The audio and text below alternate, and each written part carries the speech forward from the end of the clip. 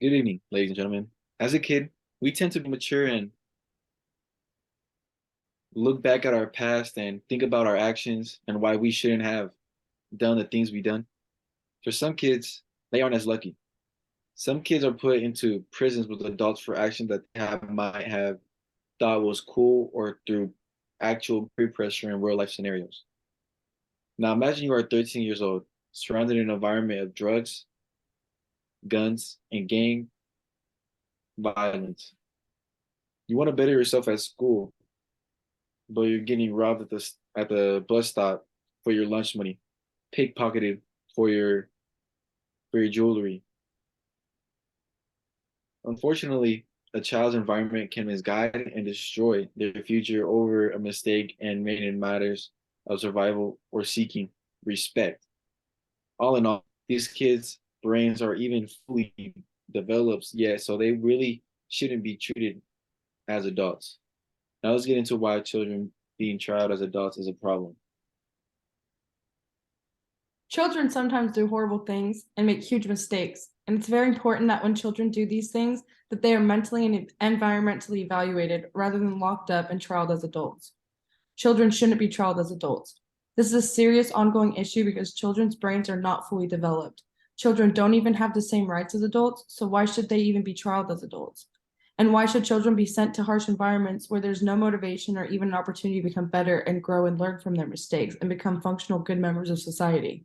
For example, in the article, Youth Tried as Adults, published by the Juvenile Law Center, it states, incarcerating children with adults also denies them access to many essential programs and services, including basic and special education, as well as treatment and counseling services, impeding their chances for healthy development. This just shows it's not right to trial children as adults. It does nothing good for them. Now that we've discussed why this is a problem, let's get into this to who it affects. This affects the children that are raised in harsh environments such as poverty or grew up around neglectful role models or delinquent peer groups, as well as children who suffer from serious mental issues that have never been able to properly be evaluated. For example, an article published by the U.S. Department of Justice, Environmental Factors Contribute to Juvenile Crime and Violence, it states, research suggests that these forms of exposure to violence during childhood increase the risk of violent behavior during adolescence by as much as 40%. Even if violence is not modeled in the home, research suggests that the absence of effective social bonds and controls, together with the failure of parents to teach conventional norms and values, puts children at risk of later violence. Some neighborhoods also provide opportunities for learning and engaging in violence. The presence of gangs and illegal markets, particularly drug distributions networks, not only provide high levels of exposure to violence, but violent role models and positive rewards for serious violent activity. This just shows how these children need reformation rather than harsh punishment. Now let's get into the risk of trialing children as adults. The risk of children being trialed as adults is that they're never given the opportunity to become better and good functional members of society. For example, in the article published by Scholars Strategy Network, it states, judges should receive ongoing education about how environmental enrichment programs can be used as alternatives to severe sentencing to reduce the likelihood of future offenses by juveniles. Environmental enrichment strategies to help juvenile offenders include increased family support, mental health care and therapy placement in quality schools, increased economic or job opportunities, and participation in community programs.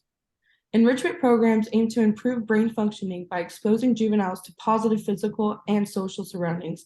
Appropriate environmental changes can help reduce stress and risk-related behaviors.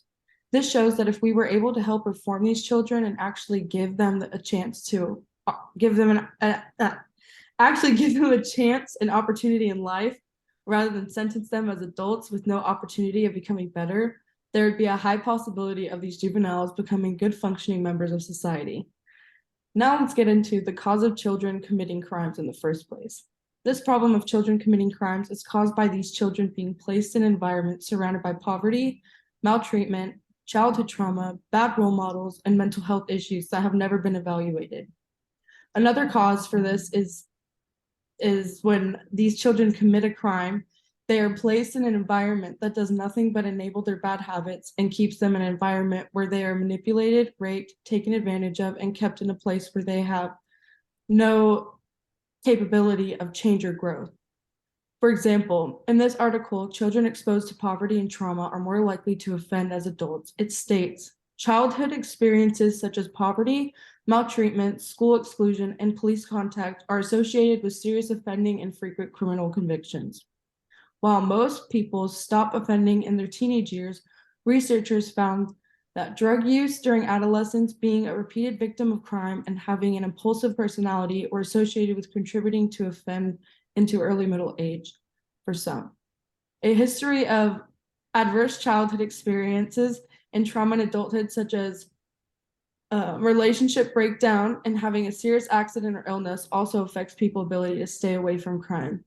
Now let's discuss how this problem originated.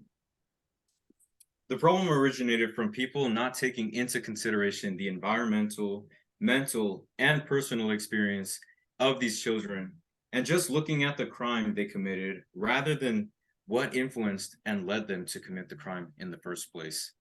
For example, in the article, History of the Juvenile Justice System, it states the juvenile court system was established in the United States a little more than a century ago, with the first court appearing in Illinois in 1899. Before that time, children and youth were seen as miniature adults and thus tried and punished as adults. But advances in the understanding of child development and the push for a more compassionate approach changed that idea. This shows how this issue originated from people not taking into consideration the environmental, mental, and personal experience of these children and just looking at the crime they committed. Now let's get into the solution for this issue. A really good solution for this issue is children should be given the option to be in a psychiatric facility with serious one-on-one psychological assistance in order to develop their cognitive behavior and be given a second chance to become better and good functional members of society.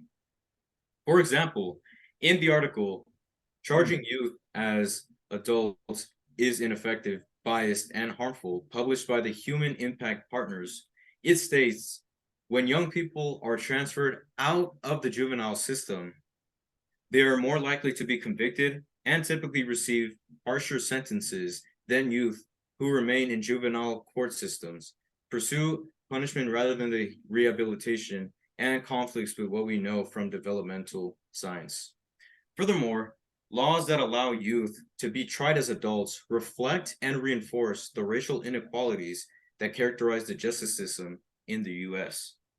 This shows that if given the opportunity for change rather than harsh punishment and given positive reformation rather than negative reformation, there would be a high possibility for change in the behavior of these citizens. Now you may be asking yourself how effective the solution may be.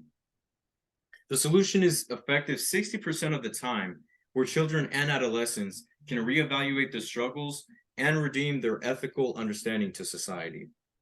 For example, this was stated in the article, Transforming California's Local Juvenile Facilities to Sustain Rehabilitative Success, where it's described that in the last decade, California probation departments have had tremendous success in lowering juvenile detention rates by 60% and juvenile arrest rates by 73% since 2007.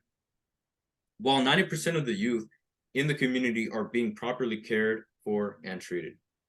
This solution falls short in the sense that the 20% of the solution that isn't effective revolves around the children who are incapable of change and have issues like sociopathic disorder and psychopathic disorder, where they are unable to emotionally feel for another. And this becomes a problem because you cannot diagnose a child with these disorders since they are not mentally developed yet. For example, in the article, there are no child psychopaths because we can't diagnose them yet by Yale University. It explains how Kent Keel, a professor at the University of New Mexico, describes how there isn't a known treatment for psychopathy. Keel claims that some psychiatrists instead will diagnose a child with ADHD or another type of mental illness. Lastly, this is the best solution because it would allow children to have it will allow children who have made terrible mistakes to become good functional members of society and give them the opportunity to take the steps they need to become better and change rather than be defined by their flaws.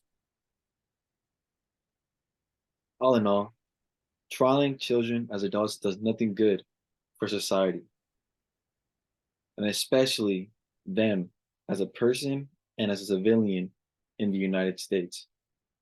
As we discussed today, there is a cause and effect for this issue, and it's up to us as a whole to make solutions for the issue, like educating judges about reformation programs rather than contribute to the issue by reinforcing harsh punishments and sentencing these children as adults.